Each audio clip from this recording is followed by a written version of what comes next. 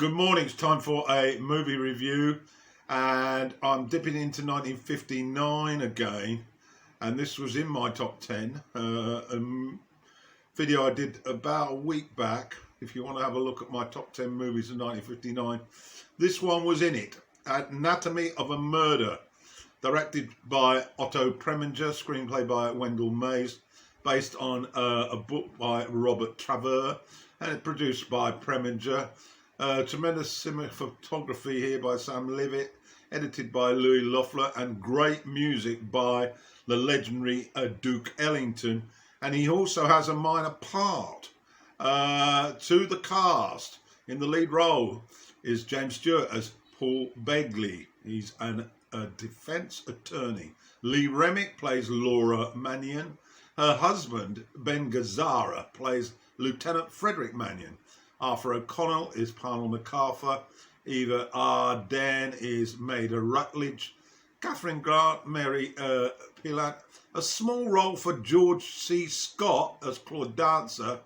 And the rest of the cast will be in that slide, which of course I provide for you on these videos. Now I'm going to get on to the plot. Beegler is in his office, and he has a tendency to drink quite a lot of alcohol. His secretary's pointing out to him the cash flow problem in the firm, very little work, and that has followed on from his dismissal, really, as the district attorney, and he's now had to dip into the private sector, and defence attorney cases are what he is offering. He eventually gets this new case involving Mannion, and he's a bit cautious. He interviews both Mannion and the wife Laura, and discusses with his subordinate whether there's a potential acquittal here. It seems that the bare bones suggest little chance of that.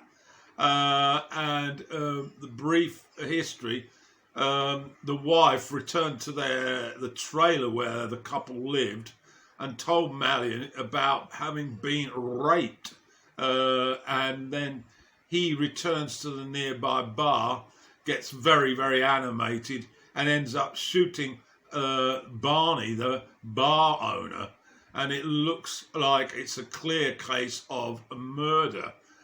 It appears that Beegler's trying to work out in what direction the defendant wants to go with regard to his defence. He's a very perceptive man and very intuitive, and it leads him to conclude that the best defence is one of insanity. Next, we move to the courtroom drama, which is really the bulk of the film. It's an absolutely riveting watch. And note how Beegler asks questions to provoke prosecution objections, which are then sustained by the judge. But what he's doing here is he's putting a reasonable doubt in the minds of the jury.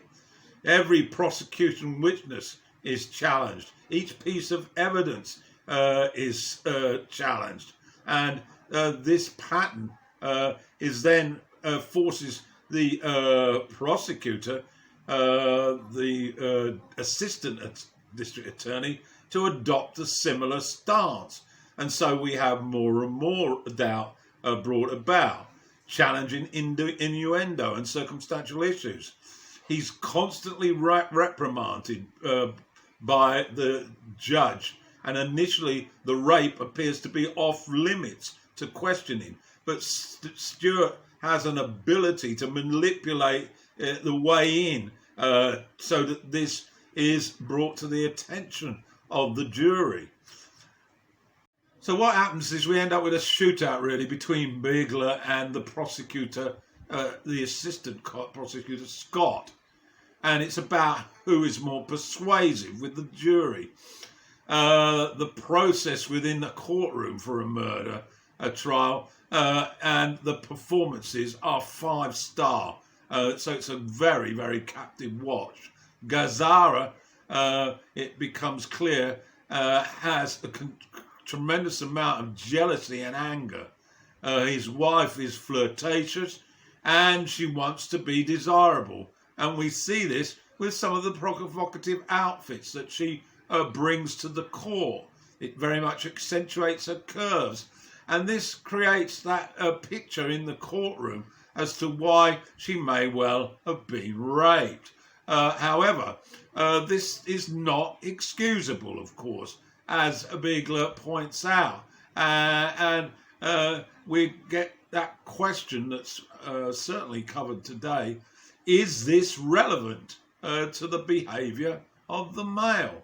And the impact, of course, on the husband in his over response to the rape and what he did to the victim, Barney Quill. Quill was an ex-boxer and bar restaurant owner, so he's not exactly a weakling.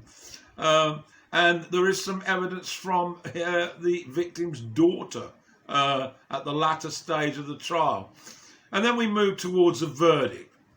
All the protagonists in this movie are impressive and possibly one of the best roles that I've seen Jimmy Stewart in, and he's been in some real tasty ones. Courtroom dramas, then get to watch Preminger's direction. It's extremely good. The atmosphere created, particularly by the musical score, is exceptional. And another big plus, of course, are the supporting cast. So there we have it then. An Anatomy of a Murder, 1959, directed by Otto Preminger and starring in the lead role, James Stewart.